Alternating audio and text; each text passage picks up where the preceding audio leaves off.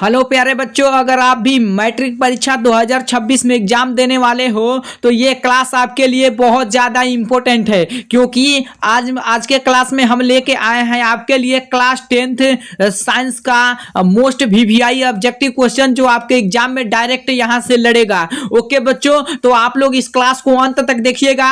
अगर आपके अंदर दम है, आपके अंदर अगर दम है तो 20 क्वेश्चन में से 10 क्वेश्चन सही करके दिखा दो। कितना? 10 क्वेश्चन सही करके दिखा दो। और बच्चों ये साइंस का प्रश्न है और आपके बोर्ड एग्जाम में डायरेक्ट पूछेगा। ओके, तो चलिए हम क्लास को स्टार्ट करते हैं और आप लोग हमारे साथ चैट सेक्शन में आंसर को लगाते हुए चलिएगा। पहला नंबर प्रश्न कह रहा है कि प्रकाश के परावर्तन के कितने नियम निर्धारित होते हैं।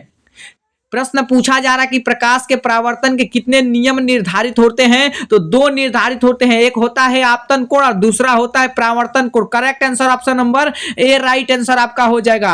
अगला चलिए अगला प्रश्न बताइए, निम्नलिखित में कौन सा पदार्थ लेंस बनाने के लिए प्रयुक्त नहीं किया जा सकता है। निम्नलिखित में से कौन सा पदार्थ लेंस बनाने के लिए प्रयुक्त नहीं किया जा सकता है। तो कौन सा नहीं किया जा सकता है प्यारे बच्चों? तो हो जाएगा आपका मिट्टी हो जाएगा।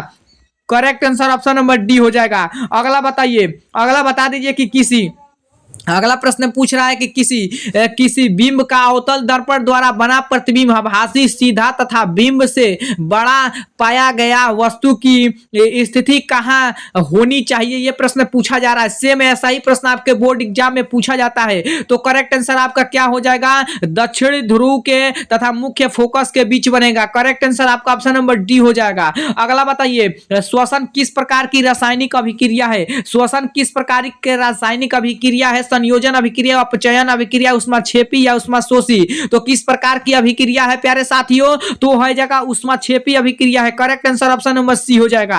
अगला बताइए, जल में घुलनशील क्षारक क्या कहलाते हैं। जल में घुलनशील क्षारक क्या कहलाते हैं? तो एक प्रकार का वो क्या कहलाता है? क्षार कहलाता है। करेक्ट आंसर आपका option number B right answer हो जाएगा। अगला बताइए, कोई विलयन लाल लिटमस को नीला कर देता है तो इसका पीएच संबंध क्या होगा। कोई विलयन लाल लिटमस को नीला कर देता है तो इसका पीएच संभवतः क्या होगा? 1, 4, 5, 10 कितना होगा? करेक्ट आंसर आपको 6 नंबर का बताइए। तो 10 होगा। कितना होगा? 10 होगा। करेक्ट आंसर आपका ऑप्शन नंबर डी होगा। ये सभी प्रश्न आपके बोर्ड एग्जाम में 100% लड़ेगा। कितना? 100% लड़ेगा। अगला बताइए कि निम्नलिखित में कौन सा सबसे अधिक अभिक्रियाशील धातु है। मैग्नीशियम, कैल्शियम या सोडियम या पोटेशियम। तो कौन सा है? करेक्ट आंसर आप लोग बताइएगा। तो सोडियम हो जाएगा। सोडियम का परमाणु क्रमांक पूछेगा तो 11 लगा दीजिएगा। ओके, चलिए अगला बताइए कि प्रश्न 8वां नंबर प्रश्न कह रहा है कि कार्बन क्या है। कार्बन क्या है? धातु, अधातु, धातु या इनमें से कोई नहीं। तो कार्बन कौन सा हो जाएगा बच्चा पाठी? तो एक प्रकार का वो अधातु है। क्या है? एक प्रकार का वो अधातु है। करेक्ट आंसर आपका ऑप्शन नंबर बी हो जाएगा। अगला बताइए, अगला प्रश्न कह रहा है कि क्लोरोफिल वर्णक का रंग कैसा होता है। हरा, लाल, नीला, सफेद। तो इसको सबको पता होगा बच्चा पार्टी। इसका correct answer option number A हो जाएगा। क्लोरोफिल हो जाएगा। पत्तियों का हरा रंग कैसे होता है? क्लोरोफिल के कारण होता है। 10वां नंबर प्रश्न कह रहा है कि कुटपाद किसमें पाया जाता है। कुटपाद जो है किसमें पाया जाता है? तो बच्चा पार्टी अमीबा में ना पाया जाता है। करेक्ट आंसर आपका ऑप्शन नंबर बी हो जाएगा। अगला बताइए कि मनुष्य के शरीर की सबसे बड़ी ग्रंथि कौन सी है जाएगी। मनुष्य के शरीर की सबसे बड़ी ग्रंथि कौन सी हो जाएगी? तो यकृत हो जाएगी। यकृत यानी लीवर हो जाएगा। करेक्ट आंसर क्या हो जाएगा? आपका ऑप्शन नंबर बी हो जाएगा। अगला बताइए, अगला प्रश्न कह रहा है 13 नंबर की प्रश्न कह रहा है कि आयोडीन के कमी से कौन सा रोग होता है। महावीवीआई ऑब्जेक्टिव प्रश्न है, आपको इसको अलग से नोट कर लीजिएगा और वीवीआई कर लीजिएगा। आपके बोर्ड एग्जाम में ऐसा प्रश्न पूछा जा रहा है कि आयोडीन की कमी से कौन सा रोग है। मान लीजिए आपके बोर्ड एग्जाम में यही प्रश्न आपको पूछा गया है तो आप लोग गलत कर दीजिएगा ना, अगर आपको पता नहीं होगा तो क्या होगा? घेघा रोग होगा। Correct answer option number B हो जाएगा।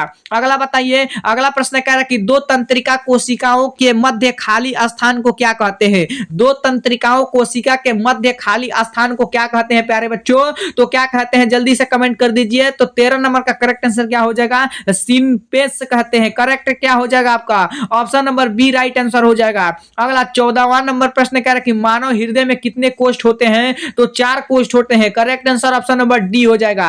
अगला बताइए कि विद्युत धारा का एसआई मात्रक क्या होता है। विद्युत धारा का एसआई मात्रक क्या होता है प्यारे साथियों, तो चलिए हम एक एक करके समझते हैं कि वाट किसका है, वोल्ट किसका है, ओम किसका है, एम्पियर किसका है। सबसे पहले आप लोग कमेंट करिए कि विद्युत धारा का एसआई मात्रक क्या होता है। तो विद्युत धारा का एसआई मात्रक क्या होता है प्यारे साथियों, तो ओम एम्पियर होता है। ओम किसका मात्रक है, तो प्रतिरोध का मात्रक है। किसका, प्रतिरोध का मात्रक है, ठीक है। और वोल्ट किसका मात्रक है, विभव का मात्रक। किसका, विभव का मात्रक है। और वाट किसका मात्रक है, तो शक्ति का मात्रक है। आप लोग दोनों याद कर लीजिएगा, तीनों चारों याद कर लीजिएगा, आपके बोर्ड एग्जाम में कोई सा भी पूछ सकता है। ओके चलिए, विभवांतर का मात्रक क्या होता है मैं अभी बताया, फटाक से ना कमेंट करिए। तो विभवांतर का मात्रक वोल्ट होता है। Correct answer option number D हो जाएगा। अगला बताइए, अगला प्रश्न करके विद्युत बल्ब का तंतु किस धातु का बना होता है। ये महावीवीआई ऑब्जेक्टिव प्रश्न है प्यारे साथियों, आपके बोर्ड एग्जाम में बहुत बार ये प्रश्न पूछा जाता है। तो 17 नंबर का करेक्ट आंसर क्या हो जाएगा आप लोग बताइएगा। तो 17 नंबर का करेक्ट आंसर क्या हो जाएगा, टंगस्टन हो जाएगा। करेक्ट आंसर आपका ऑप्शन नंबर बी हो जाएगा। अगला बताइए कि ओजोन परत पाई जाती है। ओजोन परत कहां पाई जाती है, क्षोभ मंडल या समताप मंडल, मध्य मंडल, आयन मंडल, तो कहां पाया जाता है। करेक्ट आंसर बताइएगा क्या हो जाएगा 18 नंबर का, तो समताप मंडल में पाया जाता है। यह भी प्रश्न आपके बोर्ड एग्जाम में पूछा जा चुका है। अगला बताइए कि निम्न में से निम्नलिखित में कौन एक आहारनाल श्रृंखला बनाता है। जल्दी से कमेंट कर दीजिए, ध्यान से पढ़िए और समझकर इसका आंसर बताइए। घास मछली तथा मगरमच्छ, या घास गेहूं तथा आम, घास बकरी तथा मनुष्य, या घास बकरी तथा शेर, तो क्या हो जाएगा करेक्ट आंसर बच्चा पार्टी, घास मछली। मछली तो घास खाती नहीं है, तो ये तो होगा नहीं। घास गेहूं तथा आम, ये भी नहीं होगा। घास बकरी तथा मनुष्य, ये करेक्ट आंसर आपका हो जाएगा। Option number C right answer हो जाएगा। अगला आज का क्लास का लास्ट प्रश्न है, और इसका आप लोग कमेंट सेक्शन में आंसर को दीजिएगा कि लेंस की क्षमता का एसआई मात्रक क्या है। डायोप्टर, एंगस्ट्रम, ल्यूनेम, इनमें से कोई नहीं। और बच्चा पार्टी आप लोग बताइएगा 20 में से स्कोर 10 कर पाए हो या नहीं, जल्दी से कमेंट कर दीजिएगा बच्चा पार्टी। तब तक के लिए हम नेक्स्ट क्लास में मिलते हैं। जय हिंद साथियों।